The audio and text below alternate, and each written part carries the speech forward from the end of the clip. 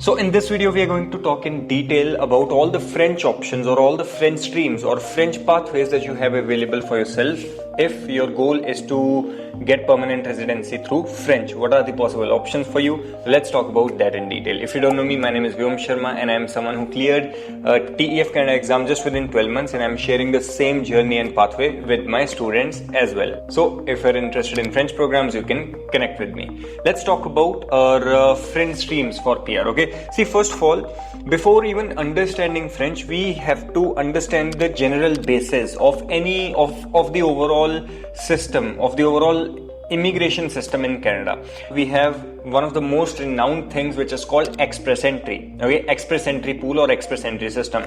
Now this is the system where all the applications for all the people, those who have applied for permanent residency or those who want to apply for permanent residency but they have shown their interest in applying for permanent residency, they put their profile in express entry. Okay, and express entry, based on your score and based on different eligibility criteria, express entry gives you a particular score based on your eligibility criteria, and then if the draw would be less than your score, then you will be getting an invitation to apply for permanent residency. So simple, right? But it's not that simple. It's a little bit complex to understand. Let's understand about the express entry system. In express entry system, we have three subdivisions of all the different types of profile that can come in. Okay, first one is going to be Canadian experience class. Now Canadian experience class is for those skilled workers with eligible Canadian work experience. That means you have work experience in Canada. We are going to talk about detail what type of work experience and what tier NOC. I know you might have a lot of questions. The second type of program is Federal Skilled Worker Program. Now this is for those workers, skilled workers, those who have a foreign work experience but also Canadian work experience. Okay, so over here both of them you need at least one, which is going to be the foreign work experience, but if you also have Canadian work experience, it would be even better. Okay, and then the third program is going to be Federal Skilled Trade Programs. This is specifically for those who are working and those who are qualified in certain skilled trade, which I will be mentioning very soon. So let's discuss about all the different requirements of all these three particular streams. Let's pick out our first stream, which is going to be Canadian experience class. Okay, right now I'm not discussing about French, but please make sure to have patience and watch this information carefully, because I can talk all about French, okay, but you won't be able to properly understand whether French will be beneficial for you or not if you did not understand the eligibility criteria in each of these categories. Okay, so first let's understand this. For Canadian experience class, now this is only for those people, those who have Canadian work experience. Okay, mostly people, those who come after 12th in Canada, they will only be able to have Canadian work experience because you cannot work in India, right? Because it wasn't possible for you. And for those as well, those who have graduated from India, but still they did not gain any work experience in India, but they came to Canada to further get their study permit, then work permit, and then work full time on their work permit. So this is specifically for those type of people. Okay. And talking about the type of work experience that you need over here in order to be eligible, Canadian experience classes, you need to work in tier 0, 1, 2, 3 NOC categories for at least 1 year. So either you can work for 2 years,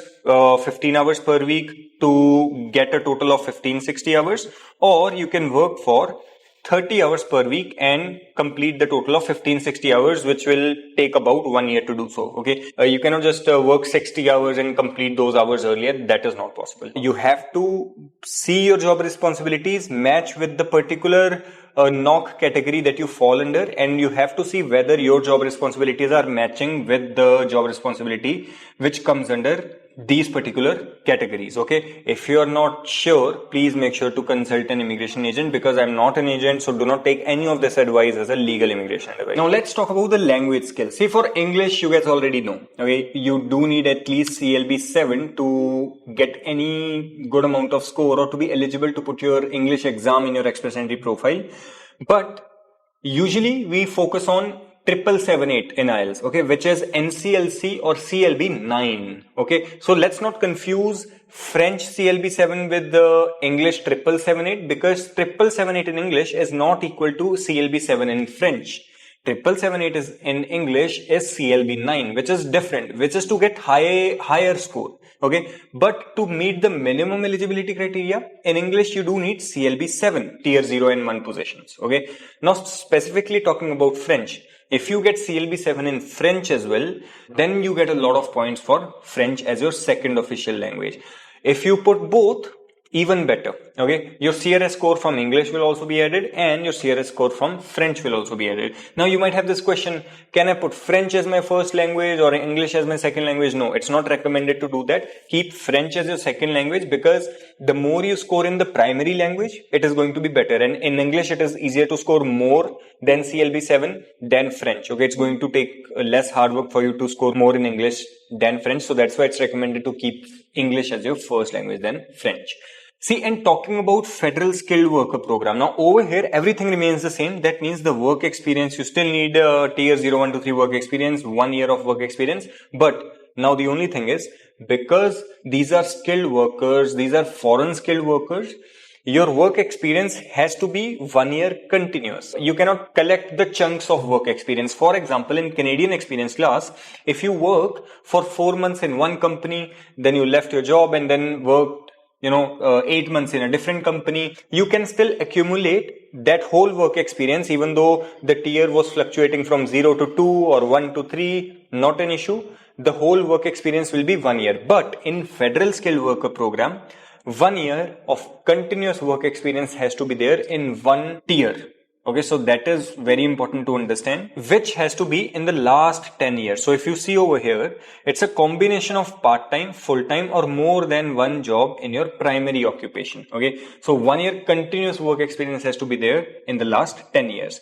And talking about the language skills, over here you do need CLB 7 in both the exams, and definitely you will be getting more score if you put both of these exams than just going for one exam. Talking about the job offer, it is not required, but you can get more points for having a valid job offer. Talking about the education as well, secondary education is required. You can get more selection criteria points for your post-secondary education. So something we already know. The main thing we wanted to discuss about was the language skills. Now I'll talk more about language skills. Okay, right now this information is not ending over here. I'll talk more about French benefits over here in these 3 categories once I've done explaining this. Okay, now talking about federal skill trades. Now these are only the skilled workers, those who are qualified in skilled trades or those who have a particular certification in certain skilled trade jobs. Okay, and what are those skilled trades that you require is this whole group. I won't be explaining each and one thing, but you will be able to read this. You required work experience in skilled trade under these key groups of tier 2 or tier 3 position. And your work experience has to be 2 years within the last 5 years. It can be a combination of full-time or part-time work. For language, you need CLB 5 for speaking and listening and CLB 4 for reading and writing. Definitely, if you will have both, it will help you even better. Now for job offer, over here, there are 2 conditions. Either you can get a valid job offer, which is going to be a full-time employment from your employer for at least 1 year of period, or you need to have a certificate of qualification in above skill trades which are mentioned over here. Okay, either of these 2 things is necessary. One is job offer for 1 year continuous full-time work experience, or the certificate of qualification in these particular groups. Okay, that certificate of qualifications gives you a lot of extra points. Like if you go into CRS calculator, there is a whole chart that you have to fill, through which you will be able to see how much points you will be able to get. Okay, and education, in this case education is not required. Okay, this was an overview of express entry streams and their overall requirements, but also their requirements in terms of the language skills. Overall, like basically what you have to understand is that for Canadian experience class and federal skilled worker, you do need NCLC 7 in French to get good benefits of French. Okay, you can still have CLB 5 or NCLC 5 in French, but then that really won't give you enough points. It will be just a boost of 4 to 8 points in your CRS, which is not enough. So if you want to extract out all the benefits of French, you need to get NCLC or CLB 7 rather than 5 to get all the CRS score possible, which is going to be 62 to 74. Okay, I would like to mention that you get 62 to 74 CRS score if you get CLB 7 in French. If you get CLB 5, that would just be close to 4 to 8, not more than that. Okay, so that is why it's recommended to focus on this. Same thing with federal skilled worker. You get 62 to 74 extra CRS if you get CLB 7 or plus in French. Now, here's the catch. Now, here is one thing that we did not discuss yet, but let's now properly discuss about it. Recently, in September 2023, there was a big change in immigration system that they have put out certain categories for which they will be providing PR more easily if you qualify in one of those categories. And French was one of those categories. If we talk about in detail what is the category based selection, the rounds of invitation will happen on the basis of certain categories, and these categories include French language proficiency, healthcare and social services, STEM occupations, trade occupations, agriculture and agri-food, education occupations has also been included just recently. But the main thing over here to see is French language. If you do not fall under any of these second to sixth category, you can target on your first category, which is going to be French language proficiency, for which what you have to do is, again, you have to get NCLC 7 or CLB 7 in French, have the same eligibility criteria met as we talked in Canadian Experienced Class and Federal Skilled Worker Program. In Canadian Experienced Class or Federal Skilled Worker, you need to have these minimum eligibility criteria. With that, if you put French score, NCLC 7 French score, now what will happen is that you will be in the separate pool of express entry, okay? You won't be competing in the general draws, okay? One thing very important to understand is that whenever you create your profile in express entry, your competition is the general express entry pool. If you see the average score, it is more than 500, which makes it almost impossible for 95% of people to get permanent residency, to get invitation to apply for PR. But there are different draws which happens for French category. If I give you the numbers of the latest draws that happened, the latest draw was 410 and the draw before than that was 428. So you see that all you need to have is about 420, 430 or 440 CRS score in total with your CLB 7 in French, and you will easily be able to get your invitation with French category. So this is one of the biggest benefits if your goal is to get your PR through French. You don't have to compete in the express entry pool because for you there is going to be a separate category which is French category, and you will have a separate rounds of invitations which are going to have a much less competition than the general express entry pool. And not to mention that you're still getting extra 62 to 74 CRS for French itself. Okay, for example, if you're someone who came after 12, your scores were maximum 425, but adding your French score plus 62, it will go up to 487 something. Not only your score is up to 487, but now you will also get eligible in the French category draws. Okay, so this is one of the biggest benefits of French. Apart from this, there is one more program that I would love to talk about, FCIP. Francophone Community Immigration Pilot Program. Now for this program, you will be eligible if you have a job offer from a designated employer in the community. We are going to talk about what communities. And if you have at least 1 year of work experience in past 3 years, that should be related work experience to your job offer. And you can prove your language abilities, which is going to be CLB 5 in French. And if you have Canadian educational credentials or foreign equivalent. So, I mean, if you're doing diploma in Canada, that should work. You can read over here. This will be acceptable.